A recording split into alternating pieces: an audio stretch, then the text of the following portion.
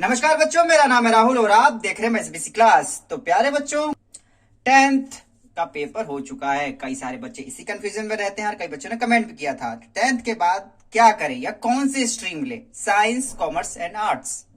इस career option को लेके वो हमेशा कंफ्यूज रहते हैं कि कौन सा ले। लेकिन ज्यादा दिमाग में इनके क्या बिठा दिया जाता है, आपके क्या होता है कि 90 या 95 प्लस है तो आपको साइंस लेनी चाहिए, और आपके 75 अबव है तो आपको कॉमर्स लेनी चाहिए, अगर उससे कम है तो आपको 60 या 55 है तो आपको आर्ट्स लेनी चाहिए। ज्यादातर दिमाग में बच्चों में यही रहता है कि हाँ, अगर जैसा रिजल्ट आएगा उस हिसाब से हम सोचेंगे। तो प्यारे बच्चों, पहली बात तो ये दिमाग से निकाल दो कि रिजल्ट आने के बाद आप सोचोगे। आपका इंटरेस्ट जिसमें है आपको वो चीज का चुनाव करना चाहिए। कोशिश करूंगा आपको मैं यहाँ पे कुछ हद तक समझा पाऊं कि आप किस में आप इंटरेस्टेड है, साइंस में, कॉमर्स में या आर्ट्स में। और इससे पहले भी मैंने पहले बताए थे, वैसे तो भारत में स्टूडेंट के लिए 10th के बाद बहुत से ऑप्शन होते हैं। जैसे मैंने सेट वाला भी बताया था आपको, उसका वीडियो लिंक डिस्क्रिप्शन में दिया गया, वहां जाके आप आसानी से और देख सकते हैं। लेकिन ज्यादातर बच्चे डिप्लोमा नहीं करते हैं। ज्यादातर स्टूडेंट के यही डाउट रहते हैं हमेशा कि वो 10वीं के बाद कौन सा विषय चुने। मतलब वही है, साइंस, कॉमर्स से आर्ट्स को ज्यादातर ध्यान रखते हैं वो। और यहाँ से 3 लाइन निकल जाती हैं, तो तीनों में से कौन से पे जाएं। तो प्यारे बच्चों, सबसे पहले मैं बात करता हूँ साइंस। अगर आप साइंस लेना चाहते हैं तो इसके ऊपर कुछ एक पॉइंट बता दूं ताकि आपको आइडिया हो जाए साइंस लेंगे तो क्या हो सकता है आपके साथ। 10th के बाद साइंस या विज्ञान एक बहुत ही अट्रैक्टिव स्ट्रीम है, और इस स्ट्रीम का चुनाव प्राय ज्यादातर स्टूडेंट करते हैं क्योंकि इसमें ज्यादा स्कोप होता है। और दूसरी बात, पेरेंट्स भी चाहते हैं कि वो उनका बच्चा है वो साइंस ले, क्योंकि साइंस में कुछ अच्छे प्रोफेशन होते हैं जैसे कि इंजीनियरिंग, मेडिकल, आईटी और कंप्यूटर साइंस। वहीं आप बहुत से डोमेन में सर्च कर सकते हैं, और भी चीजें होती हैं। तो अगर आप मैथ लेके पढ़ते हैं तो ज्यादातर साइंस में आप इंजीनियर बनेंगे प्यारे बच्चों, ठीक है। अगर नॉन मैथ लेते हैं तो मेडिकल, डॉक्टर सेक्टर में जाएंगे, ठीक है, डॉक्टरी सेक्टर में जाएंगे। और आईटी तो जानते ही हो, मैथ वाले के लिए ही है। और आपके बता दो, आईटी पे अभी भारत सबसे नंबर 1 पे चल रहा है आईटी सेक्टर को लेके, ठीक है। और साइंस लेने का ये सबसे बड़ा फायदा है कि अगर उसे 12th किसी तरह पास कर ले तो उसे लगता है यार नहीं, मुझे कॉमर्स पढ़ना चाहिए, तो वो कॉमर्स ही पढ़ सकता है ग्रेजुएशन में। और वो तो आर्ट्स वालों का भी जो भी वो सब्जेक्ट होता है वो भी ले सकता है। तो मतलब साइंस है तो वो कॉमर्स की पढ़ाई और आर्ट्स की पढ़ाई दोनों कर सकता है 12th के बाद भी। और ये डिसएडवांटेज है आर्ट्स के लिए, जो उसने मैथ ही नहीं ली 10th में, अरे हाँ 10th में स्टैंडर्ड नहीं ले रखा तो 12th में नहीं ले रखी होगी तो कहां से उसे ग्रेजुएशन मिलेगी। साइंस स्ट्रीम में कौन कौन से सब्जेक्ट होते हैं प्यारे बच्चों? Physics, maths, chemistry, biology, computer science, ठीक है, बायोटेक्नोलॉजी, इंग्लिश, ठीक है। ये सब चीजें हैं जो आपको पढ़नी पड़ेगी, ठीक है। और मेडिकल, नॉन मेडिकल के अलग अलग होता है प्यारे बच्चों। तो मैंने आपको स्टार्टिंग बताया थी, अगर आप नॉन मेडिकल लेके पढ़ते हैं तो आप इंजीनियरिंग करेंगे, ठीक है, जैसे aerospace engineering, chemical engineering, civil engineering, computer science engineering, electric engineering. अगर आप मेडिकल में जाते हैं तो anatomy, cytology, dental science and microbiology, और भी हैं बहुत सारे प्यारे बच्चों, ठीक है। फार्मास्यूटिकल, ठीक है, सॉफ्टवेयर इंजीनियरिंग, ठीक है। तो बहुत सारे हैं। टीचिंग में भी जा सकते हैं, ये देख रहे, मतलब साइंस के बच्चे को भी तो पढ़ाना होगा, तो ये जो है वो साइंस टीचर भी बन सकता है आसानी से, कोई दिक्कत की बात नहीं है। उम्मीद है चीजें काफी हद तक समझ में आई होगी। तो अगली बारी है कॉमर्स की। 10th के बाद अगर आप कॉमर्स लेते हैं तो क्या सीन रहता है आपके माइंड में और क्या माइंडसेट होना चाहिए? 10th के बाद कॉमर्स का चुनाव बहुत से स्टूडेंट करते हैं जिन्हें की बिजनेस पसंद है और वे आगे अपना बिजनेस भी आरंभ करना चाहते हैं। कॉमर्स सब्जेक्ट इन हिंदी एक ऐसा स्ट्रीम है जिसमें कि स्टूडेंट को ट्रेड और बिजनेस के विषय में पढ़ना होता है।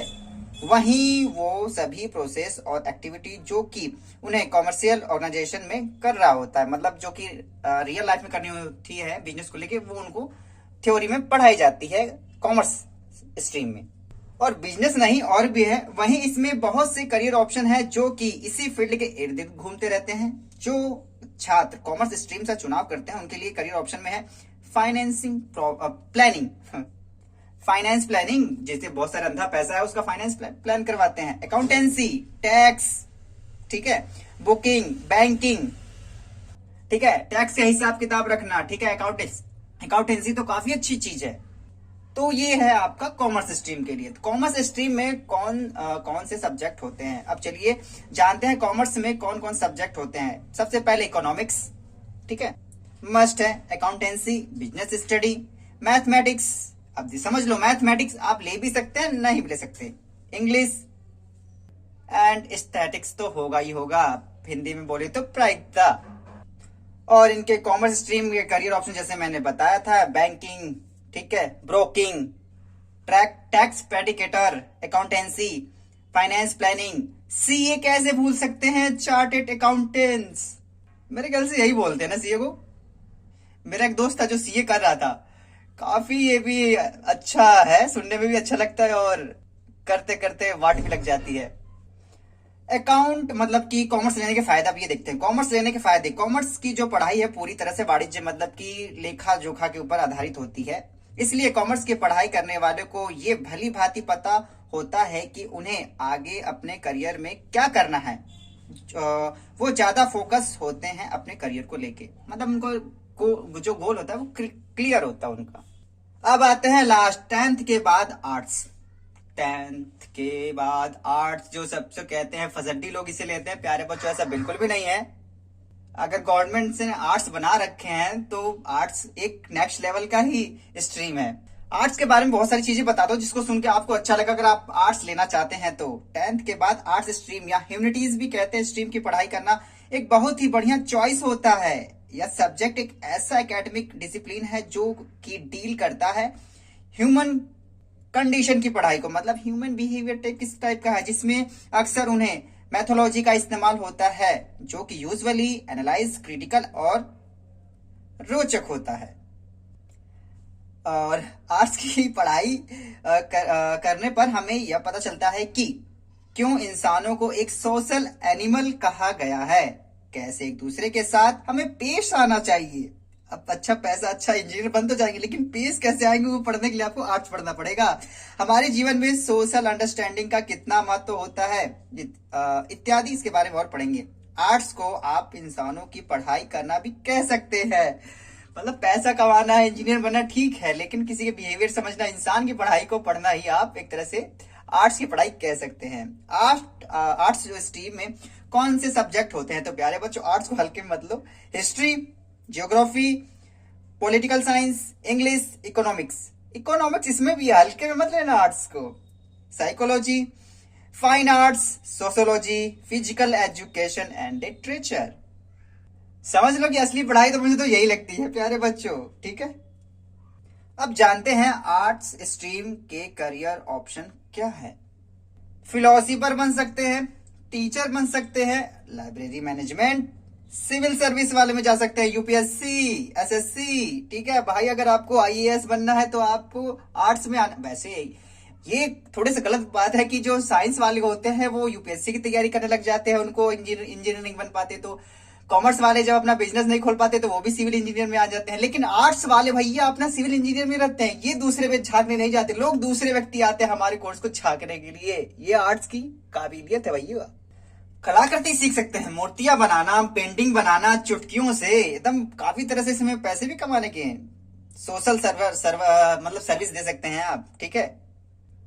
10th के बाद आर्ट्स लेने के फायदे, 10th के बाद आर्ट्स लेने के फायदे ही फायदे होते हैं। आर्ट स्ट्रीम का चुनाव अक्सर लोग नहीं करते, वहीं साइंस स्ट्रीम और कॉमर्स स्ट्रीम का चुनाव करते हैं। आर्ट्स वाले को पता नहीं क्यों ही हल्के में लिया जाता है। अबे जो आपकी सिविल सर्विस जितने भी हैं वो आर्ट्स वाले ही होते हैं, ठीक है, क्योंकि उन्हें लगता है कि आर्ट्स केवल वो लोग पढ़ते हैं जिनके 10th में कम मार्क्स आए हुए होते हैं। लेकिन ऐसा बिल्कुल नहीं है, क्योंकि आर्ट स्ट्रीम के बहुत ही ज्यादा फायदे होते हैं। इसमें स्टूडेंट को ज्यादा करियर ऑप्शन प्राप्त होता है, और यहाँ ये बात है इसमें ज्यादा करियर्स मिलते हैं इसमें, मतलब कि एकेडमिक लेवल पे काफी इसके फायदे होते हैं।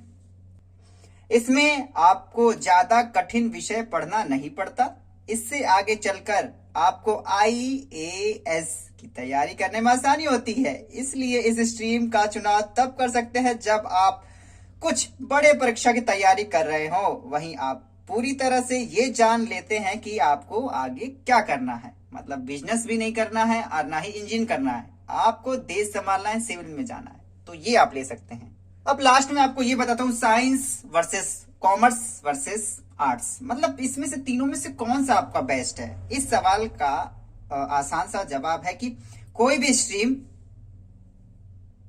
खराब नहीं है, एक दूसरे से सभी अपने लेवल पे बेस्ट है।